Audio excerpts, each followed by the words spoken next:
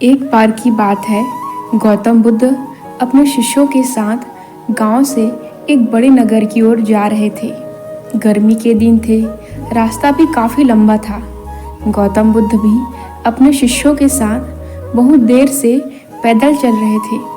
इस वजह से उन सबको प्यास लग गई। वहाँ से कुछ दूरी पर एक बरगद का पेड़ था। सभी लोग उस वृक्ष के पास पहुँचे। गौतम बुद्ध पेड़ की छांव के नीचे विश्राम करने लगे। गौतम बुद्ध ने अपने एक शिष्य आनंद को कहा, आप इस बरगद की छाया से 25 कदम दूर जाकर 23 बार परिक्रमा करके वापस आओ। शिष्य वैसा ही करता है जैसा बुद्ध ने कहा था। परिक्रमा करने के बाद जब आनंद गौतम बुद्ध के पास आए तो बुद्ध ने पूछा कि क्या आपको किसी जगह ठंडी हवा का अनुभव हुआ था। शिष्य आनंद बोला, हाँ, पूर्व दिशा की तरफ मुझे कुछ ठंडी हवा का अनुभव हुआ था। आनंद की यह बात सुनकर गौतम बुद्ध ने कहा कि उसी दिशा में चले आओ। जरूर वहाँ से कुछ ही दूरी पर एक तालाब होगा। उस तालाब से सबके लिए पानी ले आओ। आनंद उसी दिशा में कुछ दूर गया तो वहाँ सच में एक तालाब था। तालाब देखकर शिष्य आनंद बहुत प्रसन्न हुआ और तालाब के पास जाकर तालाब से पानी भरने ही वाला होता है तब उसकी नज़र तालाब के दूसरी ओर जाती है जहाँ कुछ स्त्रियाँ कपड़े धो रही होती है। यह देखकर आनंद मन ही मन सोचता है कि यह पानी तो गंदा हो गया है। लेकिन जब आनंद ध्यान से तालाब के पानी को देखता है तो तालाब का कुछ पानी साफ दिखाई देता है। इतने में ही दो बैलगाड़ी बहुत तेजी से तालाब के किनारे से होती हुई निकलती है।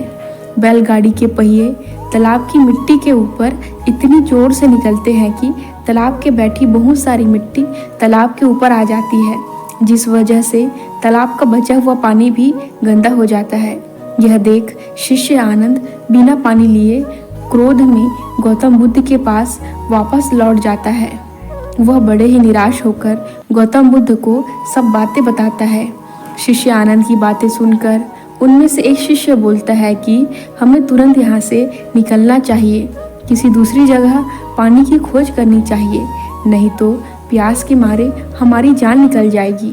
गौतम बुद्ध सभी को शांत रहने के लिए कहते हैं और बोलते हैं कि धैर्य रखो, कुछ देर यहीं बैठो, उचित समय आने तक संयम बनाए रखो। सभी गौतम बुद्ध की बातें सुनकर शांत हो गए और चुपचाप वहीं पर बैठ गए। कुछ देर इंतजार करने के बाद गौतम बुद्ध ने आनंद को उसी तालाब से पानी लाने के लिए कहा। शिष्य आनंद बिना कोई सवाल किए उसी तालाब से पानी लेने के लिए चला जाता है। तालाब का पानी देख आनंद को यकीन नहीं हो रहा था कि पानी इतना साफ कैसे हो सकता है। यह देख शिष्य अंदर से बहुत खुश हुआ और वह तुरंत पानी लेकर गौतम बुद्ध के पास पहुंच गया। सभी ने पानी पीकर अपनी प्यास बुझाई, लेकिन अब भी सबके मन में एक ही सवाल था कि आखिर यह चमत्कार हुआ कैसे। तालाब का पूरा पानी तो अभी तक गंदा था, अचानक से पूरा पानी इतना साफ कैसे हो गया। जरूर कोई बुद्ध की शक्ति है। इतने में एक शिष्य ने यह सवाल गौतम बुद्ध से पूछ ही लिया कि यह चमत्कार आपने कैसे किया। शिष्य को जवाब देते हुए गौतम बुद्ध कहते हैं कि यह कोई चमत्कार नहीं है, यह आपके सब्र का फल है। आपने सब्र रखते हुए उचित समय का इंतजार किया। जितनी देर हम सब लोगों ने सब्र किया, उतनी देर में तालाब के पानी के ऊपर तैर रहे सभी गंदे तत्व और मिट्टी तालाब के पानी के नीचे बैठ रहे थे।